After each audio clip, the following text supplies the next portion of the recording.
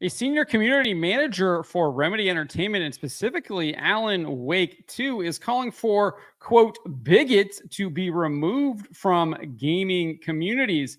Ironically, she has advocated for discriminatory practices when it comes to finding YouTube creators or influencers or Twitch streamers to promote Remedy Entertainment games, or seemingly promote Remedy Entertainment games. Specifically, she appears to be discriminating against white men. Before we get to this, I'd like to ask you, please hit that subscribe button, hit that bell for notifications so you don't miss any of our future videos here at the Trent Report. Wrote this up over at thatparkplace.com. And we're going to provide some context because there are a bunch of people seething regarding the shutting down of Concord, Firewalk Studios' 5v5 team hero shooter that never made it past 2 weeks. First up is Nico Partners Director of Research, Daniel Ahmed. He initially reacted to the game being shut down, writing this on X. The comments around Concord from right-wing gamers shows the power of collective self-deception. If you say delusional stuff about DEI enough times and build a conspiracy-focused narrative, they start seeing that false narrative everywhere. I guess we have to live with this now. This guy is just, who's the one who's being delusional? It is this guy, because we see the pronouns, we see the character designs. Those just didn't exist. We must be creating a conspiracy. No, Daniel. No, Daniel. It is you that is trying to gaslight us, trying to lie to our faces and say that what we're actually seeing never actually happened. No, the game got shut down. Gamers boycotted it. Gamers didn't buy it. And now you are seething and trying to cope by lying not only to yourself, but to everyone who is following you. Nevertheless, he went on and said this. And of course, the underlying emotional response is just standard bigotry and nothing new, except now there are grifters putting on a 4-act stage play about how capital owners have gone woke and therefore no longer care about the profit motive for some reason. There's plethora of examples of that actually happening. Why does the Walt Disney Company keep doubling down on pushing the woke agenda despite racking up massive losses at the box office? Seems like they have ignored the profit motive because those games, those movies, those television products are not working, yet they constantly do it. And we have literal video of BlackRock investor Larry Fink saying that he was going to force changes into these companies no matter what. So no, Daniel, you're the one who is being delusional. You have no facts. You have no evidence. The truth is not on your side. So in response to Ahmed's commentary, we had podcaster Khalif Adams basically calling for video game developers to ban people from playing their games. You would think that that would be the opposite thing that they'd want to do, given the fact that gamers are actually boycotting the games and seeing games get shut down, their employees get laid off. You'd think that, but this is what these people are advocating. He's saying prune all your gardens, push out bad actors, prepare your teams for the current conversation zeitgeist, give your community and social teams autonomy and resources to battle against toxicity, relay how all of this can impact the bottom line early to investors. Yes, it can impact it very significantly, as Firewalk Studios has quickly found out, as have a number of video game developers who worked with consultancy group Sweet Baby Inc. and other DEI and woke pushers. They have faced significant layoffs. People have not purchased their games. That is what has happened. Those are the facts. There is a bevy of scalps just from this year. The biggest likely is Concord, but remember, $200 million impairment charge for Suicide Squad Kill the Justice League. And that's not to include all of the other mid-tier games like Flintlock, like Zao, Tales of Kinsera Zao. There are a number of them. The list goes on and on. And it's likely going to continue because these developers seemingly think that they continue to push this stuff despite gamers saying no, resoundingly saying no. So that's all of the context. Now is where we get the senior community manager for Remedy Entertainment who worked on Alan Wake 2. She responded to Adams. Her name is Vida Starsevich. She wrote this: what Ka said, but also uplift the good eggs, protect and support those who need it. So she is literally advocating for people to be removed from video game communities, push out bad actors, prune all your gardens. And she continues here saying, Twitter has never been this full of accounts who are peddling hate 24/7, but it's still where a lot of the good parts of the games community happen. Prune your gardens and let flowers grow. She then added this: getting bigots out of your communities is a band-aid and not a permanent solution. Modeling desired behaviors and championing the kinds of community members you want to be the majority in your community takes effort and time. Start early, practice often. Small steps are steps too. So I actually agree with her. You want to model desired behaviors, but the fact is they aren't modeling actual good behaviors. They are modeling immoral behaviors. They accuse people who act in good faith, who act courageously, who act morally as being bigots. And that is the problem. These people have a warped view of morality. Their consciences have been so poisoned with liberalism, with postmodernism, that they see right as wrong and wrong as right. This is something I've been talking about. I always cite friend Brian Niemeyer about how Hollywood has been doing this. She's literally advocating for it right now, but you have to show people acting the way you want them to behave. So you want to show the hero actually doing the right thing. He needs to be doing the good things. He needs to be making the proper choice. And that's exactly what Hollywood has been doing, but they've obviously been doing it in reverse, right? They've been showing people how to act immorally, engage in immoral acts, live disordered lifestyles. Talked about that repeatedly here on the channel, but that's exactly what she's saying. So I actually think her tactics are appropriate, but her goals and her reasonings are wrong and insidious. And this is what's really funny, right?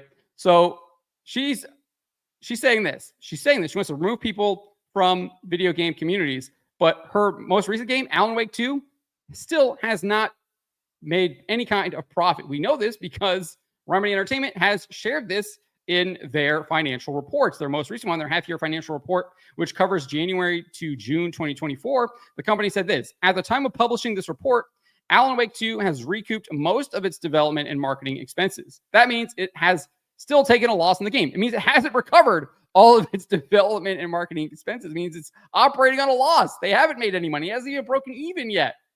Not only did the company reveal the game is yet to recover its cost nearly a year after release, but the company's CEO, Tiro Vertala, shared that Alan Wake 2 did not yet generate royalties.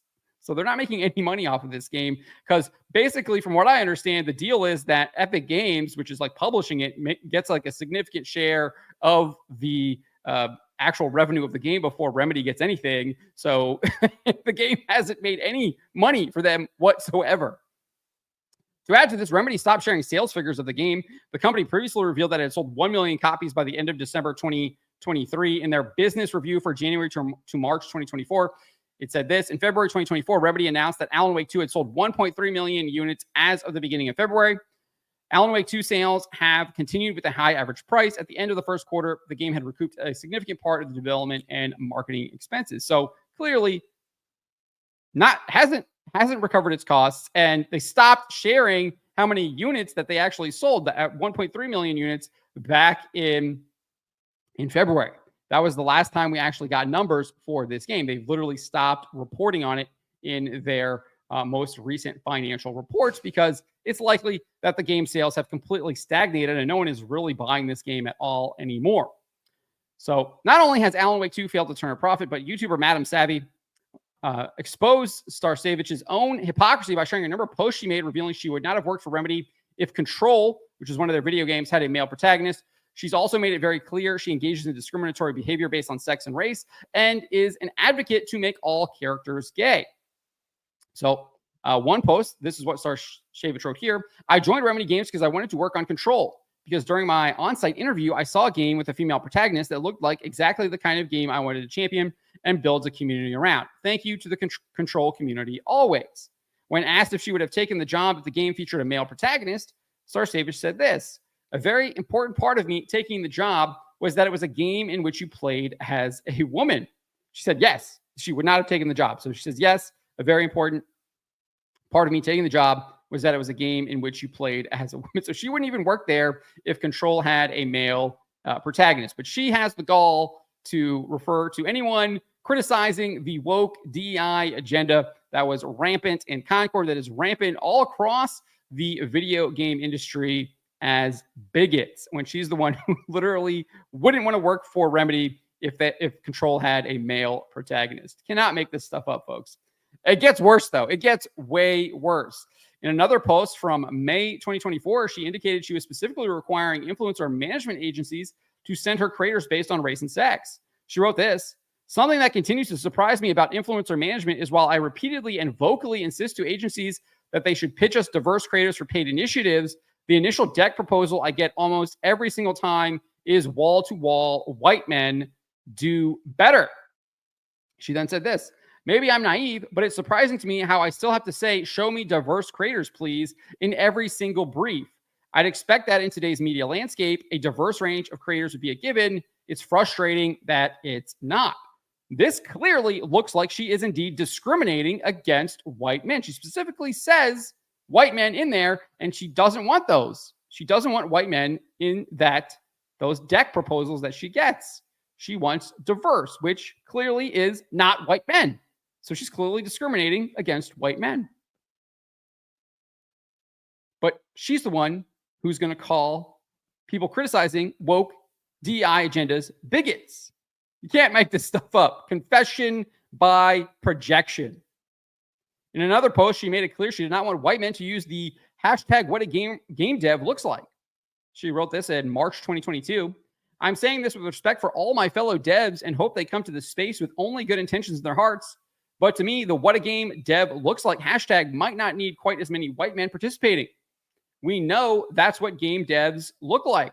Again, reads as discriminatory. Wants to exclude white men from using a hashtag about what game devs look like. In June 2023, she demanded that corporations give money to gay people. She wrote this: the first Pride was a riot. Companies aren't your allies. Capitalism isn't your friend. And no kind of consumption under it can be ethical. What? What are we talking about here? This woman is a communist now. No kind of consumption under capitalism can be ethical. This is what I'm talking about. These people have warped morality. They don't understand the difference between right and wrong anymore. They think they don't even know what right and wrong is. Their minds are so poisoned, so warped with postmodern liberalism, with just liberalism in general. Ask what brands who post rainbows in June are doing for their LGBTQ plus employees the other 335 days. Give gay people your effing money. Give gay people your effing money. That's what she says. That's what she is demanding. This is the person who is calling people who oppose woke DEI ideology bigots. She wants people to just give your money over. Just hand it over. Gay people deserve your money for whatever reason. Because they're gay? No. Why would you reward people living disordered lifestyles? This is utterly ridiculous. Again, points to poison. Absolute points to brain poison. Does not understand what is right and what is wrong anymore. In January 2023, she made it clear she was doing her best to convince writing teams to make characters gay. She wrote this: all I do at work is befriend everyone on the writing team so I can then tell them to make every character gay every time it's feasible to bring up more often than you think. If you think this isn't about you affectionately, yes, it is. It's called direct action. So again, this is the person who is calling us bigots. You cannot make this stuff up. These people are always projecting. They are always confessing the evil that they are doing by accusing us of doing it. And this is just another example. And these people are all over the video game industry. They don't care about video games. They only care about their demented, delusional, woke ideology and pushing disordered lifestyles. That's all these people care about. They do not actually care about video games. And I think we have plenty of evidence that shows that this is the case with Vida Sorcevich, the senior community manager at Remedy. But let me know what you guys make of this. Let me know in the comments below. Remember to always be charitable, especially to each other, but to always speak the truth.